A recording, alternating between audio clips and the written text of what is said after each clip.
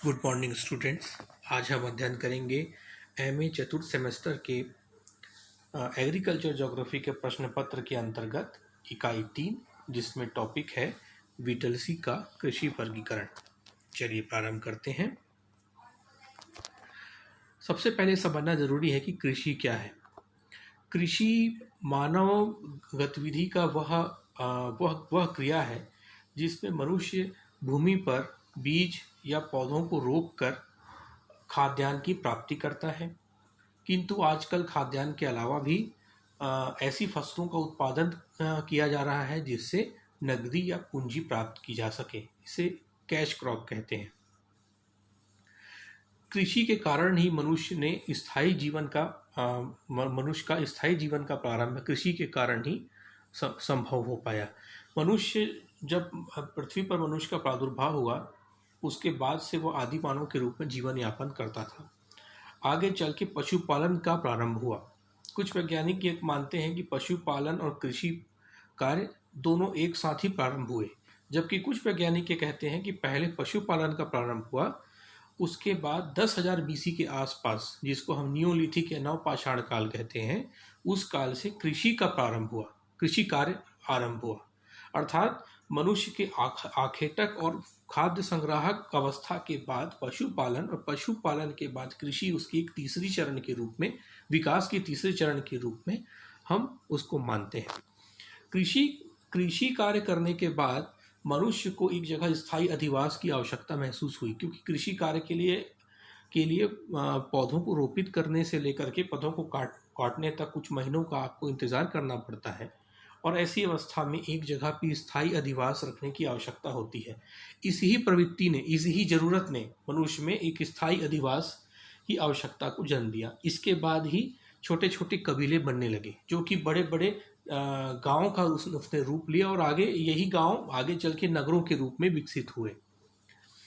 तो इसीलिए कृषि मनुष्य का एक ऐसा मौलिक कार्य है जो हमारी आज की जो अवस्था है उसमें उसका एक पूर्वगामी कदम माना जा सकता है।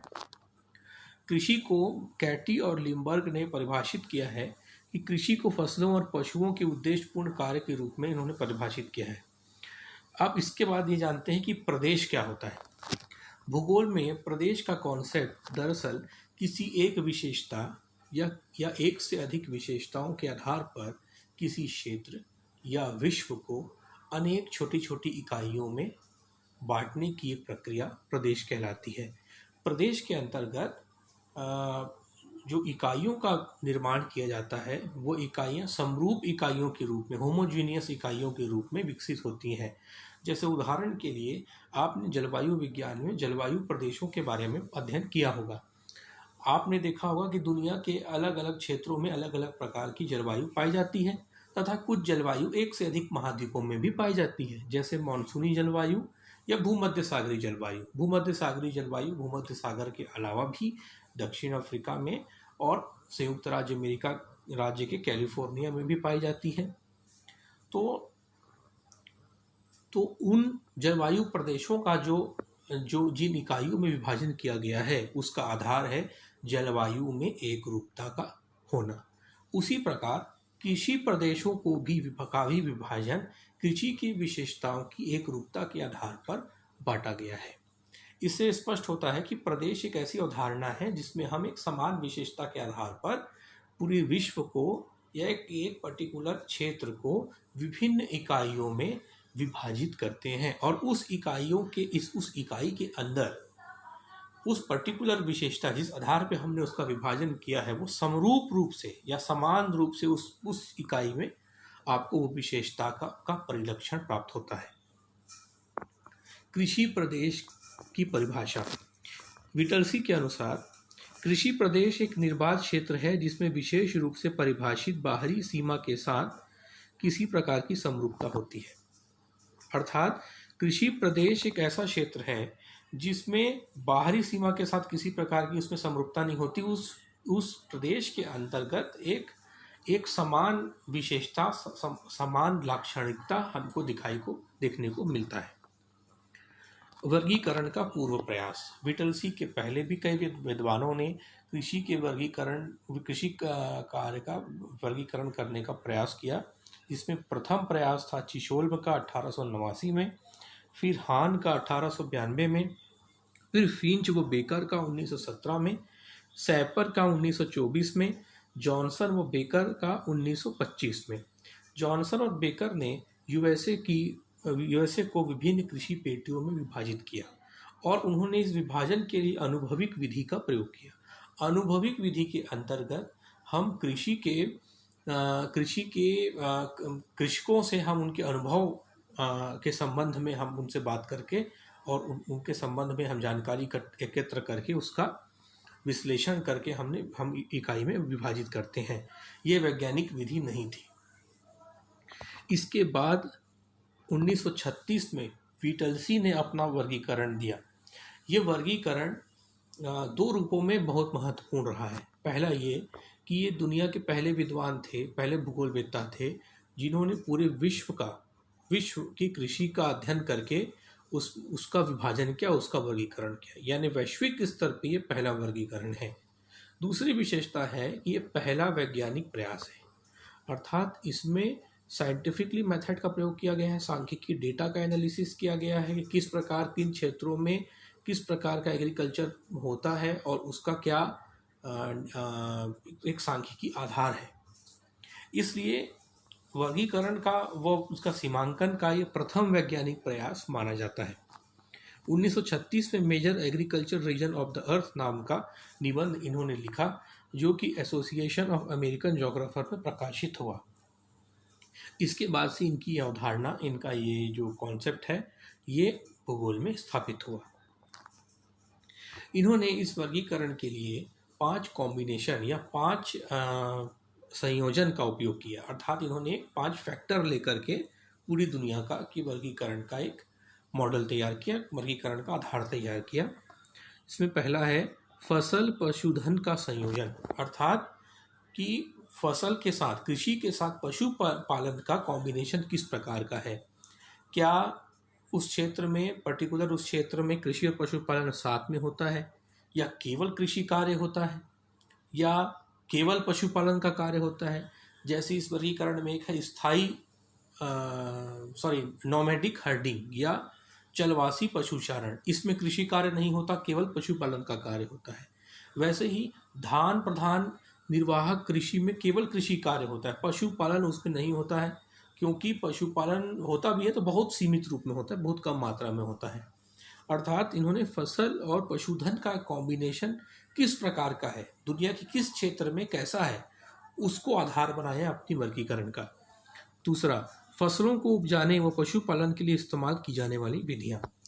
फसलों को भूमि पर रोपित करने से लेकर के फसलों को प्राप्त करने और प्राप्त करने के बाद प्रसंस्करण तक की पूरी विधि किस प्रकार की जाती है। क्या मशीनों का उपयोग किया जाता है, या आधुनिक विधि से, वैज्ञानिक विधि से इसका प्रबंधन किया जाता है, या फिर बहुत आदिम, बहुत परंपरागत विधियों से किया जाता है।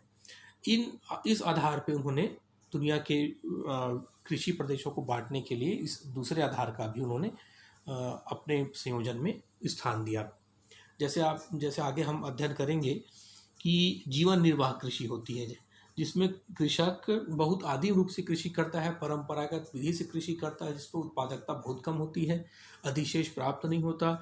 जो भी खाद्यान्न की प्राप्ति होती है वो कृषक परिवारों द्वारा ही उपभोग किया जाता है। थोड़ा बहुत अधिशेष अगर बच भी गया तो वो आपके गांव के आसपास के जो दूसरे जनजाति समूह, उनके साथ बार्टर मेथड से भी आप कर सकते हैं, जैसे पिग्मी और मसाई करते हैं अफ्रीका में। तीसरा है भूमि पर निवेश के प्रयोग की गहनता, अर्थात कृषि कार्य में निवेश किस प्रकार का हो रहा है। जैसे दुनिया के कई देशों में, जैसे डेयरी फार्मिंग इंडस्ट्री है दक्षिण पश्चिमी यूरोप में, या वाणिज्यिक अन्न उत्पादन है जैसे कनाडा और प्रेरी के प्रदेशों में, यहाँ पर कृषि कार्य में भारी पूंजी का निवेश किया जाता है। आधुनिक मशीनें खरीदी जाती हैं, इंफ्रास्ट्रक्चर तैयार किया जाता है, प्रसंस्करण के लिए मशीनें लगाई जाती हैं, और भी नई टेक्नोलॉजी का उपयोग किया जाता है।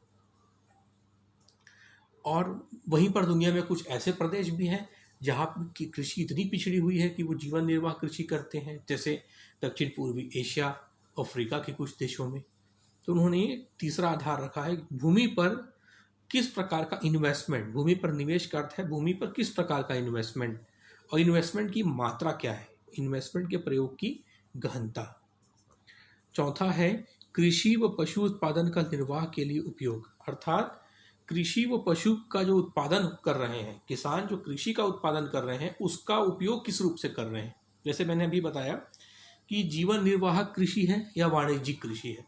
मोटे तौर पे दो प्रकार की कृषि में बांट सकते हैं आप, एक जीवन निर्वाह कृषि, दूसरा वाणिज्यिक कृषि, जिसमें किसान का उत्पादन ही इतना होता है कि वो केवल अपने परिवार को पाल पोस सकता है, उसके भोजन की व्यवस्था कर सकता है, वो जीवन निर्वाह कृषि है।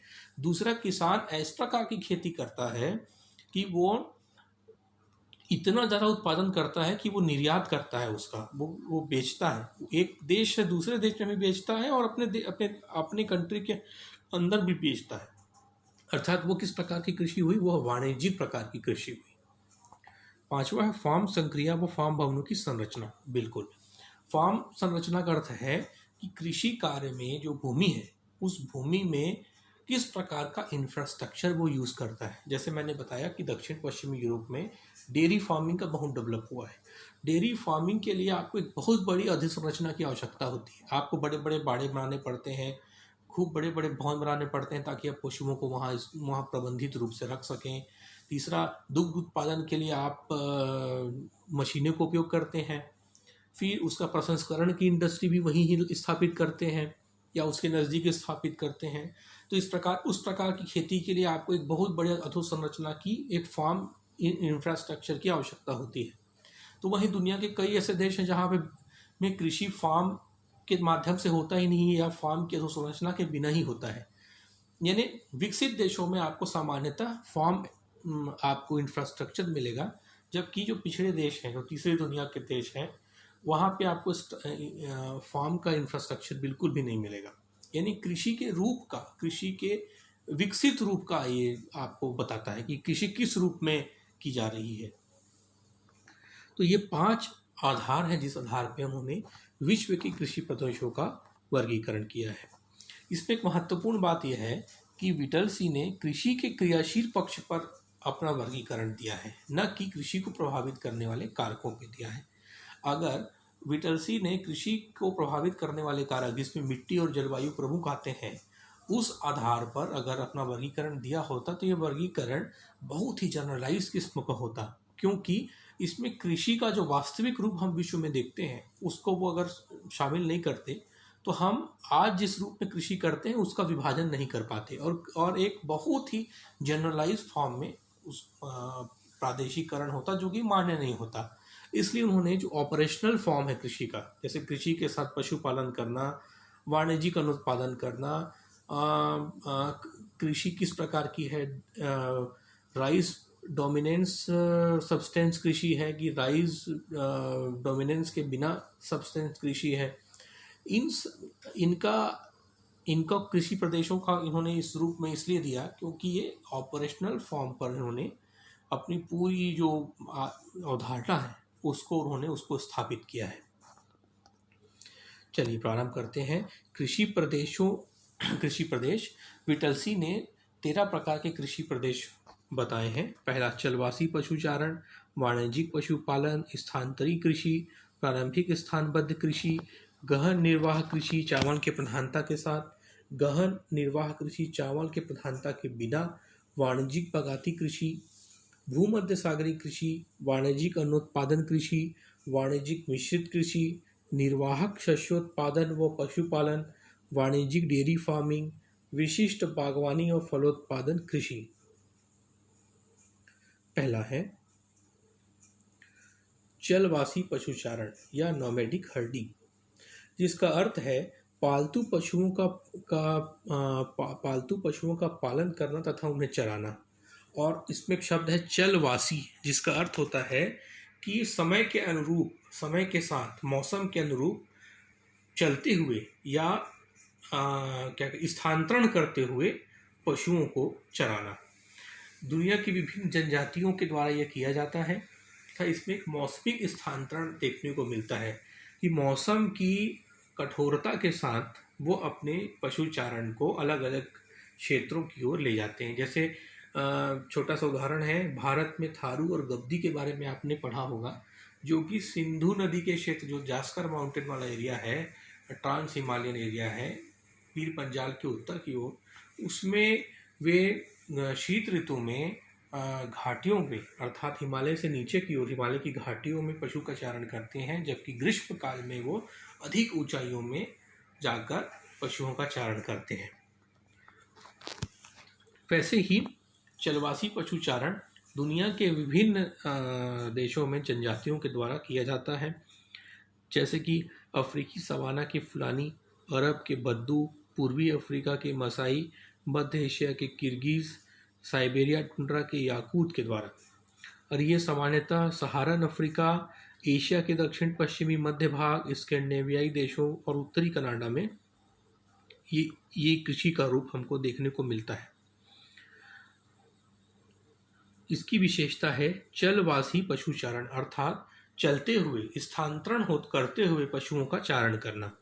ये शुष्क प्रदेशों की विशेषता है, इसीलिए यहाँ चूँकि ये प्रदेश शुष्क है तो इसलिए यहाँ कृषि कार्य संभव नहीं हो पाता है। और दूसरा, चरम जलवायु के क्षेत्र हैं जहाँ कठोर मौसमिक दशाएं पाई जाती हैं, इस वजह से यहाँ पर चलवासी पशुचारण वहाँ की स्थानीय जनजातियों के द्वारा में किया जाता है। इस जो कृषि का जो प्रकार है उसमें पशुओं पर निर्भरता होती है, झुंड के आकार छोटे होते हैं, पशुओं की नस्ल भी काफ़ी औसत होती है और पशुओं से प्राप्त होने वाले जो भी उत्पाद हैं उनका उपयोग वो स्थानीय जनजातियां करती हैं और सीमित रूप से उनका उत्पादन होता है। जैसे दूध, चमड़ा, भेड़ है तो ऊन, उसका उत्पादन भी बहुत सीमित रूप से होता है। दूसरा, वाणिज्यिक पशुपालन। वाणिज्यिक पशुपालन का अर्थ है पशुओं का इस प्रकार पालन करना ताकि उनको वाणिज्यिक रूप से उनका विपणन किया जा सके, उनको बेचा जा सके और बेच करके धन की प्राप्ति की जा सके, नकदी की प्राप्ति की जा सके। ये विस्तृत क्षेत्र में की जाती है। वाणिज्यिक रूप से पशुओं का पालन 19वीं शताब्दी की उपज है। पश्चिमी यूरोप और उत्तर पूर्वी यूएसए में मांस और ऊन के नगरीय बाजार विकसित होने पर इनका विकास हुआ है। 19वीं शताब्दी में जब पश्चिमी यूरोप और उत्तर पूर्वी यूएसए में नगरों का विकास हुआ तब उनकी एक डिमांड बनी, जिस डिमांड की पूर्ति करने के वाणिज्यिक पशुपालन का प्रारंभ हुआ। इनका क्षेत्र है वेस्ट संयुक्त राज्य अमेरिका, कनाडा व मेक्सिको, वेनेजुएला में लानोस, ब्राज़ील में सरताओ, उरुग्वे और अर्जेंटीना में पंपास, ये शीतोष्ण कटिबंधीय घास के मैदानों के नाम हैं। दक्षिण अफ्रीका में कारू, इन क्षेत्रों में वाणिज्यिक पशुपालन किया जाता है। इनकी विशेषता है विस्तृत भूमि उपयोग, अर्थात बहुत बड़े भूमि की आवश्यकता होती है क्योंकि कॉमर्शियली हम पशु का पालन कर रहे हैं जिसमें हमको एक बड़ी फार्म संरचना की भी आवश्यकता होती है। पशु झुंड का आकार बड़ा होता है, व्यावसायिक व आधुनिक विधि से पालन होता है। यह शुष्क और अर्धशुष्क क्षेत्रों में होता है तथा शीतोष्ण कटिबंधीय क्षेत्रों में किया जाता है। इसमें प्रमुख पशु हैं भेड़ और सूअर। ऑस्ट्रेलिया में आपने शायद कहीं अगर पढ़ा हो, ऑस्ट्रेलिया में जो भेड़ पाली जाती है वाणिज्यिक पशुपालन के अंतर्गत, उसमें ऊनों का जो कर्तन है, ऊनों का जो काटना है, वह भी मशीनों के द्वारा किया जाता है। यानी जिस प्रकार हम एक प्रोडक्ट को फैक्ट्री में निर्मित करते हैं और एक विभिन्न मशीनों की श्रृंखला होती है, एक के बाद एक वो प्रोडक्ट मशीनों से निकलता हुआ आखिरी में जो अंतिम प्रोडक्ट के रूप में स्थापित होता है, वैसे ही भेड़ का भी उनके द्वारा पालन किया जाता है कि मशीनों के माध्यम से भेड़ को धुलाने से लेकर, नहलाने से लेकर, ऊन को साफ करने से लेकर, उनके स्किन को साफ करने से लेकर के ऊन को काटने तक की पूरी प्रक्रिया मशीनों के माध्यम से होती है। ये ऑस्ट्रेलिया के दक्षिण पूर्वी भागों में, जैसे विक्टोरिया है और मेलबर्न, सिडनी जहाँ पर है, उन क्षेत्रों में सबसे ज़्यादा है, सबसे अधिक है। मांस, चमड़े व दूध का उत्पादन व प्रसंस्करण आधुनिक विधि से किया जाता है। इसी के लिए एक बहुत बड़ी फार्म अधोसंरचना की आवश्यकता होती है। तीसरा है स्थानांतरी कृषि। ये स्थानांतरी कृषि का अर्थ है कि कृषि का यह आदिम रूप है और इसमें कृषि को हम जनजातीय समूहों के द्वारा एक पर्टिकुलर क्षेत्र कृषि कार्य के लिए चुना जाता है, जिसमें जो जंगलों को काट करके साफ किया जाता है, उनको जला दिया जाता है। उसके बाद वहाँ पर कृषि कार्य किया जाता है और फिर उस भूमि को छोड़ करके अगले वर्ष दूसरी भूमि पर जा करके कृषि कार्य किया जाता है। 6 से 10 वर्षों के, ऐसा देखा जाता है कि 6 से 10 वर्षों के उपरांत फिर से उसी ही भूमि पर आकर के कृषि कार्य फिर से किया जाता है। तब तक जंगल फिर वापस बड़े हो जाते हैं, निर्मित हो जाते हैं, फिर उनको काट करके उसी ही क्षेत्र में कृषि कार्य किया जाता है। इस पूरे साइकिल को, एक भूमि को छोड़ करके दूसरी भूमि में जाने से फिर वापस लौट के उसी भूमि पर वापस आकर कृषि कार्य करने की पूरे साइकिल को जूम साइकिल या झूम चक्र के रूप में हम जानते हैं। ये स्लैश एंड बर्न मेथड से यहाँ कृषि की जाती है, अर्थात जलाओ और काटो और जलाओ और उसके बाद कृषि कार्य करो। कृषि कार्य करने के बाद भूमि को परती छोड़ दिया जाता है। यह वेस्ट संयुक्त राज्य America, Canada, Mexico, Venezuela, Uruguay, Argentina, उष्णकटिबंधीय वर्षावन, केंद्रीय अमेरिका, अफ्रीका, दक्षिण पूर्वी एशिया, इंडोनेशिया में और उष्णकटिबंधीय तराई की पहाड़ियों में ये किया जाता है। विशेषताएं, इसे इंडोनेशिया में मध्य तथा मध्य अमेरिका में मिल्पा कहते हैं। हर दुनिया के अलग अलग क्षेत्रों में स्थानांतरित कृषि का अलग अलग नाम है। जैसे छत्तीसगढ़ में दहिया बेवार, वैसे ही उत्तर पूर्वी भारत में झूम और मध्य अमेरिका में मिल्पा, श्रीलंका में चेना, मध्य अफ्रीका में मोहले के रूप में जाना जाता है। किसान इस कृषि प्रणाली में केवल अपने परिवार के लिए ही भोजन का उत्पादन किया जाता है, ज़्यादा उत्पादन नहीं होता है, क्योंकि भूमि जो बीज होते हैं बहुत पिछड़े हुए होते हैं। कृषि करने का तरीका बहुत परंपरागत होता है, इसलिए उत्पादन उतना ही होता है जितना मतलब एक परिवार की खाद्य की रक्षा के लिए जितनी भोजन की आवश्यकता होती है उतना भी भोजन परंपरागत रूप से नहीं हो पाता है, तो अधिशेष की प्राप्ति नहीं होती है। और अगर होती भी है तो उन्हें निकटवर्ती समूहों या जनजातीय समूहों में उनको बार्टर पद्धति से, विनिमय मेथड से उनको विनिमित कर लिया जाता है। वनस्पतियों को जलाते हैं, फिर साफ करके कृषि कार्य, उसके बाद परती छोड़ देते हैं और 6 से 10 वर्षों में उसी स्थान को झूम चक्र के रूप में माना जाता है। भूमि पर सामूहिक स्वामित्व होता है। जनजातीय समूहों द्वारा जब कृषि कार्य किया जाता है, स्थानांतरित कृषि, तो उसका स्वामित्व संपूर्ण कबीले को या संपूर्ण जनजातीय समूह का माना जाता है। चावल, मक्का और बाजरा इस कृषि का प्रमुख उपज है, प्रमुख फसल है। प्रारंभिक स्थानबद्ध कृषि। प्रारंभिक स्थायी कृषि एक प्रकार से स्थानांतरण कृषि की पद्धति का ही एक विकसित रूप है। इसमें कृषक परिवार अपने उपभोग के लिए कृषि करता है। इसकी उत्पादकता बहुत कम होती है। यह सामान्यतः मध्य एवं दक्षिण अमेरिका, अफ्रीका, दक्षिण पूर्वी एशिया में किया जाता है। इसकी विशेषताएं हैं: श्रम की गहनता, कम उत्पादकता। प्रमुख फसल है मक्का, शकरकंद, आलू। कुछ क्षेत्रों में वाणिज्यिक फसलों का भी उत्पादन किया जाता है। परंपरागत कृषि प्रणाली के द्वारा किया जाता है और आधुनिक उपकरणों का प्रयोग बिल्कुल भी नहीं किया जाता है। 5वां है धान प्रधान सघन निर्वाह कृषि। धान प्रधान सघन निर्वाह कृषि का अर्थ है कि इस प्रकार की कृषि जिसमें धान की फसल मुख्य रूप से लगाई जाती है और ये निर्वाह किस्म की कृषि होती है, अर्थात कि अपने जीवन निर्वाह के लिए जितनी फसल की आवश्यकता उतनी ही फसल का उत्पादन इसमें होता है। अर्थात उत्पादकता इतनी कम होती है किसान की कृषक परिवारों का ही उसमें पेट भर पाता है, उनका पालन पोषण ही हो पाता है, अधिशेष बिल्कुल नहीं हो पाता है। ये भारत के जो धान प्रदेश हैं वो इसके अंतर्गत आते हैं। दक्षिण पूर्वी एशिया के भाग आते हैं, चीन आता है, म्यांमार, थाईलैंड, वियतनाम के कई भाग आते हैं। इसमें श्रम की अधिकता होती है कि धान के खेत की तैयारी करने से लेकर के उसको काटने तक की पूरी प्रक्रिया श्रमिकों के द्वारा की जाती है। हस्त श्रम की प्रधानता होती है। कृषि की परंपरागत विधियों को प्रयोग किया जाता है। भूमि की जोतों का आकार छोटा होता है। सघन कृषि होती है। सघन कृषि का अर्थ होता है कि चूँकि जिन क्षेत्रों में धान की कृषि होती है वहाँ आबादी बहुत ज़्यादा है, तो भूमि पर जनसंख्या का बहुत दबाव होता है। तो उन क्षेत्रों में इस प्रकार खेती की जाती है कि कम क्षेत्रों में भी अधिक से अधिक धान की पैदावार ली जा सके। नहीं, सघन रूप से धान की खेती की जाती है, इंटेंसिव मेथड से की जाती है। खेती की परंपरागत विधियां होती हैं। 2 तथा 3 फसली क्षेत्र भी होते हैं।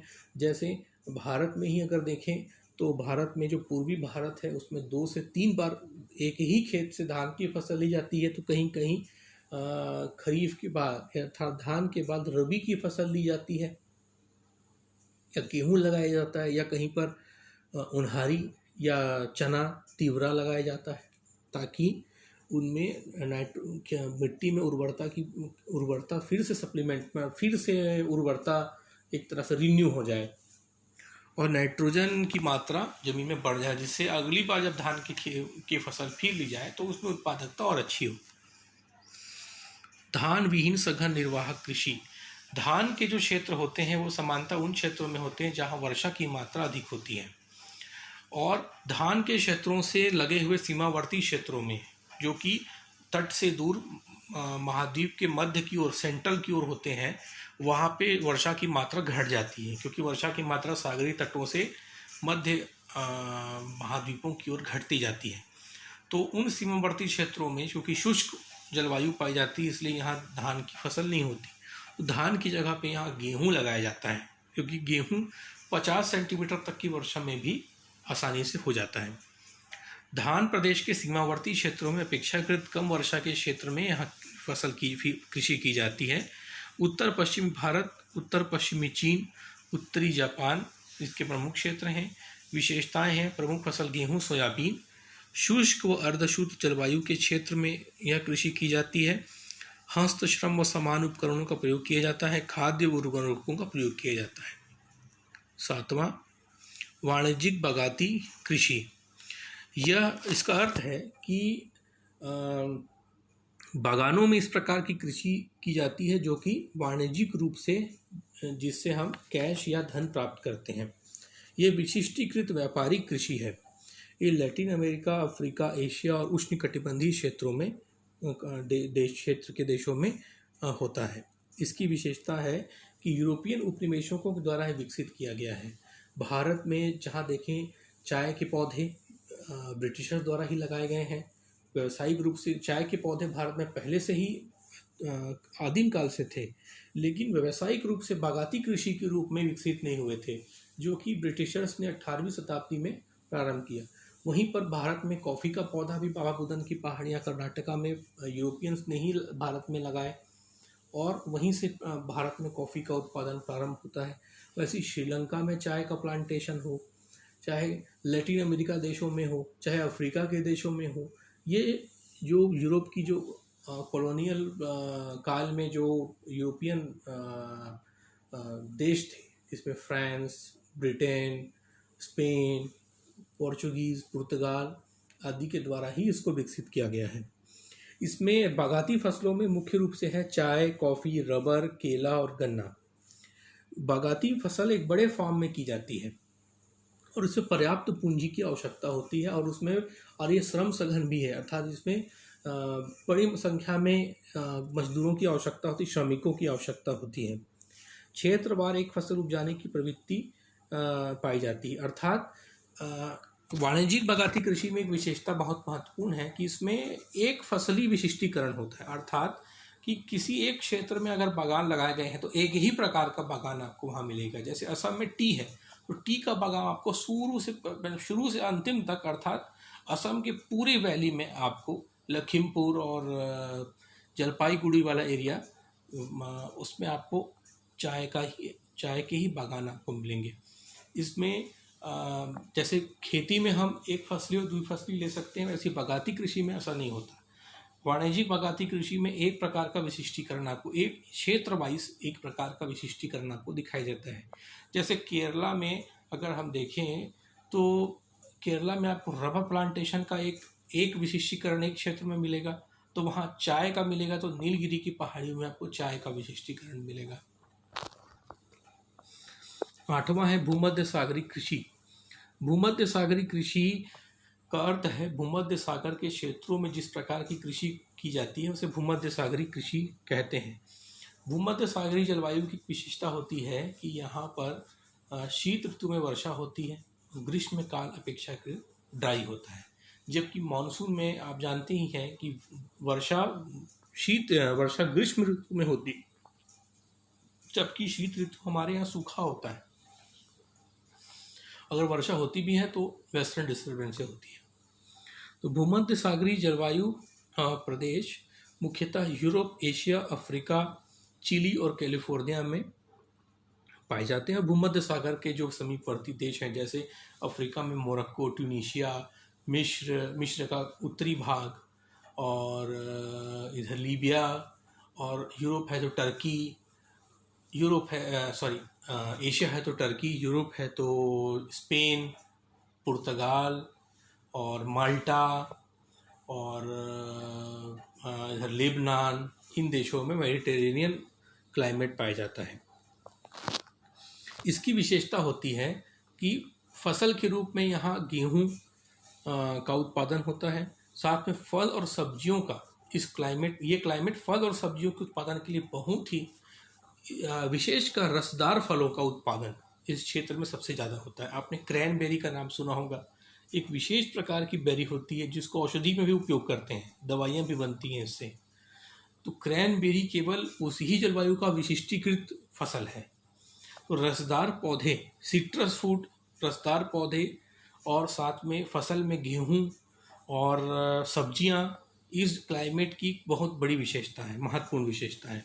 नकदी फसल में जैतून, अंगूर, खाद्यान्न फसल में गेहूँ और फल के उत्पादन में मुख्यतः कैलिफोर्निया, जो अमेरिका का राज्य है, कैलिफोर्निया में फल का उत्पादन बहुत महत्वपूर्ण है और दुनिया में प्रसिद्ध है।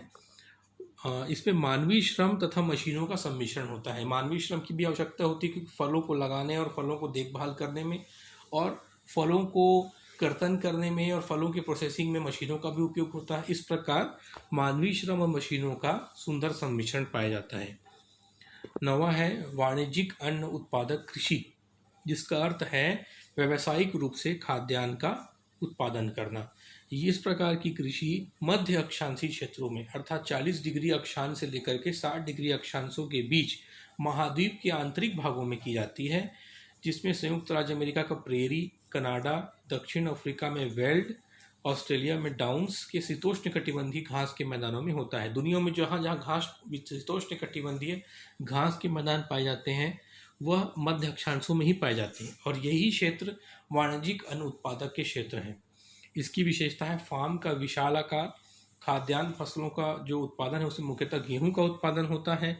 आधुनिक यंत्रीकृत कृषि होती है। आपने शायद टीवी में या कहीं देखा होगा कि बड़ी बड़ी मशीनों से फसलों को रोपित भी किया जाता है और फसलों को काटा भी जाता है। एक ही बार में गेहूं की फसल को मशीनों के माध्यम से सीधा काट करके सीधा गेहूं के रूप में आप उसको प्राप्त करते हैं। बीज की प्रक्रिया नहीं अपनाई जाती। मशीनों के माध्यम से खेती इतनी आसान हो गई है कि बहुत ही कम श्रमिकों से आप बड़े बड़े फार्म में, कई हेक्टेयर के फार्म में आप कृषि कर सकते हैं। उसका कारण है कि आधुनिक कृषि का प्रबंधन किया जाता है। अल्प हस्तश्रम होता है। सिंचाई महत्वपूर्ण नहीं है क्योंकि प्रेरी प्रदेशों में ऑलरेडी एक औसत वर्षा होती है और गेहूं के लिए बहुत अधिक औसत वर्षा की आवश्यकता नहीं होती। दूसरी बात यह है यहाँ चरणोजम मृदा पाई जाती है जो कि काली मृदा है और खेती के लिए अनुकूल है। और तीसरी बात यह कि वो मृदा ऑलरेडी नमी को धारण करने की क्षमता रखती है, इसलिए बहुत लंबे समय तक सिंचाई की आवश्यकता नहीं होती। अगर होती भी है तो मतलब कई बार कठोर जलवायु, किसी वर्ष कठोर आपको जलवायु देखने को मिलता है, उस वर्ष आपको सिंचाई की आवश्यकता होती है। बाकी सामान्यतः उन क्षेत्रों में एक औसत वर्षा के कारण सिंचाई की खास आवश्यकता नहीं होती। निर्यात आधारित कृषि है। ये वाणिज्यिक कृषि है, व्यावसायिक रूप से इसका उत्पादन होता है, इसलिए उत्पादन जो प्रोडक्टिविटी है बहुत ही ज़्यादा है और उनको बेचा जाता है, उनको एक देश से दूसरे देश निर्यात भी किया जाता है। 10वां है मिश्रित कृषि। मिश्रित कृषि का अर्थ है कृषि और पशुपालन साथ साथ करना। अर्थात पशुपालन और शस्योत्पादन एक साथ करना। यह उत्तर पश्चिमी यूरोप, संयुक्त राज्य अमेरिका में की जाती है और भारत में भी कुछ क्षेत्रों में की जाती है। इसमें जोत का मध्यम आकार होता है। कृषि के साथ पशुपालन कार्य किया जाता है। प्रमुख फसल है मक्का, सोयाबीन और गेहूँ।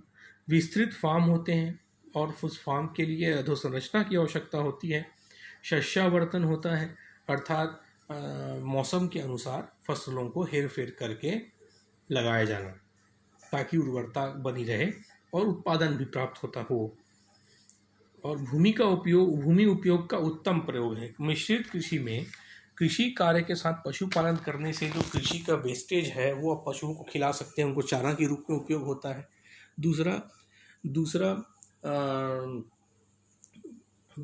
पशु आपके कृषि को कॉम्प्लीमेंट करते हैं और कृषि आपके पशुपालन को कॉम्प्लीमेंट करती है। पशुओं के माध्यम से जो भी अवशेष प्राप्त होते हैं उनसे खाद का निर्माण कर सकते हैं, उर्वरकों का निर्माण कर सकते हैं, कृषि कार्य में उसका उपयोग हो सकता है। कृषि का चारा पशुओं के द्वारा उपयोग किया जाता है। साथ ही कृषि का जो उत्पाद है उसका अधिशेष तो आपके लिए व्यावसायिक रूप से उपयोगी है ही, साथ में पशुओं से भी जो आपको उत्पादन हो रहा है जैसे दुग्ध, मांस, ऊन, चमड़ा, उसका भी आप कमर्शलाइज उपयोग कर सकते हैं। इसीलिए ये मिश्रित कृषि इसीलिए बहुत अधिक लाभप्रद मानी जाती है। इसमें रिटर्न बहुत अधिक है, अर्थात इन्वेस्टमेंट की तुलना में जो रिटर्न है बहुत अधिक है। 11वां है निर्वाहक शस्योत्पादन एवं पशुपालन कृषि, अर्थात इस प्रकार की मिश्रित कृषि है। अगर सामान्य शब्दों में समझें तो इस प्रकार की मिश्रित कृषि है जो कि वाणिज्यिक रूप से फायदेमंद नहीं होती है, केवल आपके उपभोग के लिए ही ये लाभप्रद होती है। केवल एक कृषक परिवारों का एक जीवन किसी तरह से उनका भरण पोषण हो जाता है। स्वयं के उपभोग हेतु पशुपालन व कृषि कार्य ये दक्षिणी मेक्सिको, ईरान, टर्की, इराक में क्षेत्र में होती है। इसकी विशेषता है फसलों में खाद्यान्न का कम उत्पादन, हस्तश्रम की अधिकता, यंत्रीकृत कृषि कार्य नहीं, पशुओं का औसत नस्ल, प्रमुख फसल जौ और गेहूँ, प्रतिलाभ बहुत ही कम, क्योंकि जीवन निर्वाहक मिश्रित कृषि है इसलिए इसमें प्रतिलाभ कम होता है। इसमें किसी प्रकार का हम अधिशेष का विपणन नहीं करते, उसको बेचते नहीं हैं, केवल अपने जीवन की आवश्यकता की पूर्ति करते हैं। 12वां है वाणिज्यिक दुग्ध उत्पादक कृषि। इसका अर्थ है कि दूध का व्यावसायिक रूप से उत्पादन करना। यह क्षेत्र है शीतोष्ण कटिबंधीय जलवायु के क्षेत्रों में पाया जाता है, जिसमें उत्तर पश्चिमी यूरोप, न्यूजीलैंड, ऑस्ट्रेलिया प्रमुख है। इसकी विशेषता है कि इसमें यंत्रीकृत फार्मिंग की जाती है, अर्थात डेयरी का जो रूप होता है वो यंत्र और आधुनिक रूप से व्यवस्थित किया जाता है। इसमें श्रम सघन है, यानी श्रमिकों की आवश्यकता होती है, लेकिन स्किल्ड श्रमिकों की भी आवश्यकता होती है इसमें, अर्थात कौशल से युक्त श्रमिकों की आवश्यकता होती है। दूध निकालने, दूध के प्रोसेसिंग करने में उच्च उत्पादकता, इसमें प्रोडक्टिविटी काफ़ी अधिक होती है। और यूरोप की जो जलवायु होती है उसमें जो गायें होती हैं, जो भी जानवर होते हैं, उनमें जो दूध की प्रवृत्ति होती है वो बहुत ही ज़्यादा होती है। भारत की तुलना में उस क्षेत्रों में लगभग दुगने से तिगुना प्रतिदिन गाय दूध देती हैं और उसका उसी रूप में वैज्ञानिक रूप में उनका प्रबंधन किया जाता है। उच्च प्रतिलाभ, हाई रिटर्न प्राप्त होता है। वैज्ञानिक प्रबंधन। 13वां है विशिष्ट सब्जी व फल उत्पादक कृषि, अर्थात फलों और सब्जियों का विशिष्ट रूप से उत्पादन करना। आर्द्र शीतोष्ण कटिबंधीय जलवायु उत्तर पश्चिमी यूरोप, दक्षिण पूर्वी अमेरिका में इस प्रकार की कृषि की जाती है। इसकी विशेषताएं हैं बड़े नगर के उपनगरीय क्षेत्रों में स्थापित की जाती है। बड़े नगरों के जो सब अर्बन एरिया है वहाँ पे इस प्रकार की कृषि की जाती है। हाईली कमर्शलाइज कृषि है, अर्थात व्यावसायिक कृषि है, वाणिज्यिक कृषि है। और दक्षिण पूर्वी अमेरिका में ट्रक फार्मिंग कहते हैं। वो इसलिए कहते हैं कि दक्षिण पूर्वी अमेरिका में जो बड़े शहरों के सबर्ब एरिया है वहाँ बड़े पैमाने पर बड़े बड़े फार्म्स में, बड़े बड़े अर्थात बहुत बड़े भूखंडों में इस प्रकार की सब्जी और फलों की खेती की जाती है तथा उसे बड़े बड़े ट्रकों में ला करके बाजार में बेचा जाता है, इसलिए इसे ट्रक फार्मिंग कहते हैं। ये सघन कृषि है, अर्थात इसमें प्रति जो भूमि की तुलना में जो उत्पादन है वो ज़्यादा होता है, कम भूमि में अधिक उत्पादन होता है, इसलिए इसे सघन कृषि कहा जाता है। श्रम सघन है, अर्थात इसमें श्रमिकों की आवश्यकता होती है और हस्त श्रम इसमें ज़रूरी होता है।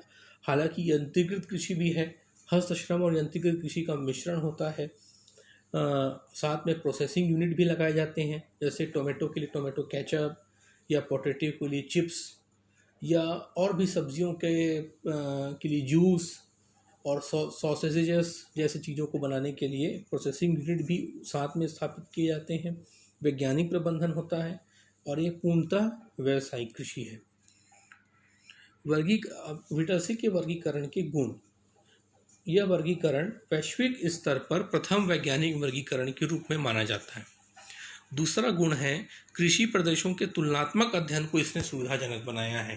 पहली बार किसी भूगोलवेत्ता ने, इसके पहले 1936 के पहले किसी भी भूगोलवेत्ता ने विश्व को वैज्ञानिक कृषि प्रदेशों में विभाजित नहीं किया था।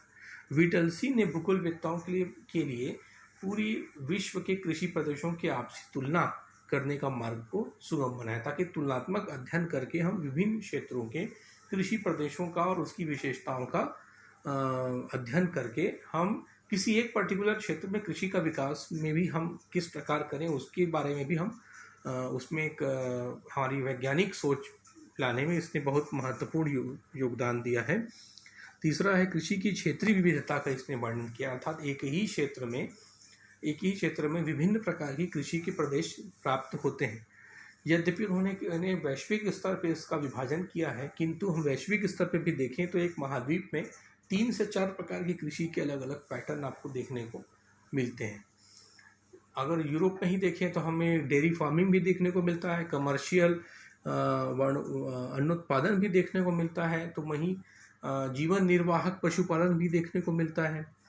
तो 3 से 4 प्रकार का आपको कृषि के प्रकार आपको एक ही महाद्वीप में, एक ही क्षेत्र में आपको देखने को मिलता है। इसलिए इस वर्गीकरण ने कृषि की क्षेत्रीय विविधता का डिस्क्रिप्शन दिया है और ये अपने आप में एक अनूठा प्रयास था। चौथा है वर्गीकरण का व्यापक ढांचा प्रस्तुत किया है। उन्होंने वर्गीकरण का एक व्यापक ढांचा प्रस्तुत किया है, वर्गीकरण के एक व्यापक आधार बनाए जिसमें जलवायु तत्व तो थे ही, मिट्टी और जलवायु तत्व तो थे ही, साथ में एक मानव का एक सामाजिक, सांस्कृतिक और एक टेक्नोलॉजिकल एस्पेक्ट को भी उसमें डोमिनेंट फैक्टर के रूप में लिया और उसी आधार पर उन्होंने कृषि के प्रदेशों को बांटा। अर्थात उन्होंने अगर मोटे तौर पे कहें तो जलवायु के साथ साथ मानवीय तत्वों को भी सम्मिलित करते हुए कृषि के वर्गीकरण के आधार के रूप में उसे माना है। भौगोलिक कारकों के साथ साथ मानवीय कारकों को भी महत्व दिया है। अब इसका दोष क्या है? दोष यह है कि विभिन्न संस्थागत, सांस्कृतिक, सामाजिक और राजनीतिक कारक परिवर्तनशील होते हैं। इनमें स्थानीय, प्रादेशिक, राष्ट्रीय और वैश्विक स्थिति के परिवर्तन होने की दशा में परिवर्तन आते हैं। एक ही कृषि प्रदेशों के अंतर्गत भी विभिन्न जटिलताएं हैं और विभिन्नताएं देखने को मिलती हैं। कहने तात्पर्य है कि जो भी ह्यूमन वेरिएबल्स हैं, जैसे राजनीतिक, सामाजिक, सांस्कृतिक और टेक्नोलॉजिकल जो भी ह्यूमन वेरिएबल्स हैं, चर हैं, उनमें क्षेत्र वाइज बहुत तेज़ी से परिवर्तन आते हैं, या कालिक रूप से भी अगर देखें, स्थानिक और कालिक दोनों रूप से परिवर्तनशील फैक्टर होते हैं, जिस वजह से कृषि का रूप बदल जाता है और एक ही क्षेत्र में कृषि की कई जटिल रूप होते हैं। तो ये विभाजन हमको एक मोटे तौर पर कृषि के प्रदेश तो बताता तो है, लेकिन उस प्रदेश के अंतर्गत जो कृषि की जटिलताएं हैं, जो कृषि की कॉम्प्लेक्सिटी, उनका व्यापक रूप में डिस्क्रिप्शन नहीं दे पाता है। लेकिन फिर भी इस कृषि वर्गीकरण ने विश्व को कृषि प्रदेशों में बांटने का पहला वैज्ञानिक आधार दिया और आगे के जो भूगोलवेत्ताओं को या कृषि भूगोल के आगे के विकास के लिए उसने एक मार्ग सुगम कराया। इसलिए इसका इसका कृषि भूगोल के दृष्टिकोण से देखें तो इसका एक विशेष महत्व है। धन्यवाद।